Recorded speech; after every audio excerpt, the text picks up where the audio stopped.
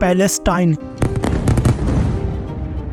ये सिर्फ आज का मसला नहीं बल्कि पिछले 3000 साल से इस सिटी को कब्जा करने की लड़ाई चल रही है। आज से 3300 साल पहले खुदा ने मूसा अलैहिस्सलाम को हुक्म दिया कि बनी इजराइल यहूदी को इजिप्ट से फिरौन की गुलामी से निकाल कर आजाद कर दो, और फिर बहुत मुश्किल से फिरौन ने बनी इजराइल को आजाद कर दिया। जिसके बाद मूसा अलैहिस्सलाम बनी इजराइल को लेकर पैलेस्टाइन के पास आए और कहा कि इस सिटी पर हमला करो, लेकिन बनी इजराइल ने कहा कि आप और आपका रब जाकर लड़े, हम ये लड़ाई नहीं करने वाले। जिसकी वजह से खुदा ने 40 साल तक इन्हें इस डेजर्ट पे रहने की सजा दी, जिधर मूसा अलैहिस्सलाम पर आसमानी किताब तौरात नाजिर हुई। और इस तौरात के पहले चैप्टर बुक ऑफ जेनेसिस में क्लियरली लिखा है कि ये इलाका पैलेस्टाइन अल्लाह ने सिर्फ और सिर्फ इब्राहिम अलैहिस्सलाम की औलाद के लिए रखा है। जिसकी वजह से आज तक ये जितनी भी लड़ाइयाँ चल रही हैं ये इसलिए है क्योंकि यहूदी ये क्लेम करते हैं कि तौरात की इस आयत के मुताबिक जेरूसलम और फलस्तीन सिर्फ और सिर्फ यहूदियों का हक है,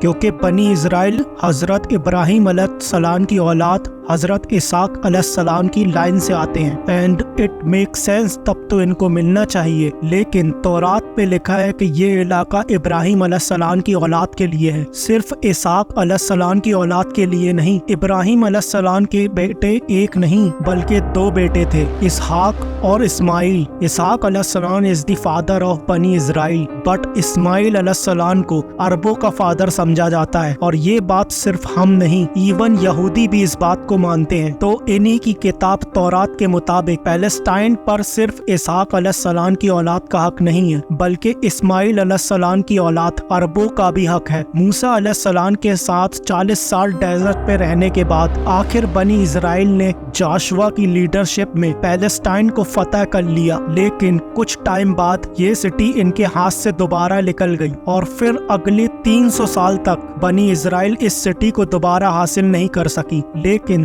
300 साल बाद बनी इजराइल ने दाऊद अलैहिस्सलाम की लीडरशिप में इस सिटी जेरूसलम को दोबारा फतह कर लिया और उनके बेटे सुलेमान अलैहिस्सलाम ने यहाँ पर पहली दफा अल्लाह की इबादत के लिए एक मस्जिद, एक टेम्पल बनवाया। सुलेमान अलैहिस्सलाम के बाद फलस्तीन में यहूदियों ने 400 साल तक हुकूमत की, लेकिन 400 साल बाद बेबीलोन इराक में एक बहुत ही ताकतवर एम्पायर बन चुकी थी, जिसके बादशाह बख्त नसर ने अपनी एम्पायर को बढ़ाने के लिए पैलेस्टाइन पर हमला कर दिया और जेरूसलम को तबाह और बर्बाद कर दिया और उसके अंदर हजारों यहूदियों को शहीद भी किया और उस टेम्पल को भी तबाह कर दिया जो सुलेमान अलैहिस्सलाम ने बनाया था। और जितने यहूदी जिंदा बच गए थे उन सारों को गुलाम बनाकर अपने कैपिटल बेबीलोन और 70 साल तक यहूदी इराकियों की गुलामी करते रहे। लेकिन 70 साल बाद इराक पर ईरान के एक बहुत ही नेक बादशाह साइरस द ग्रेट ने हमला कर दिया, जिसे हम जुल्करनैन के नाम से जानते हैं। साइरस द ग्रेट ने इराक की इस जगह को फतह कर लिया और यहाँ जितने भी यहूदी थे उन सारों को वापस फलस्तीन भेजा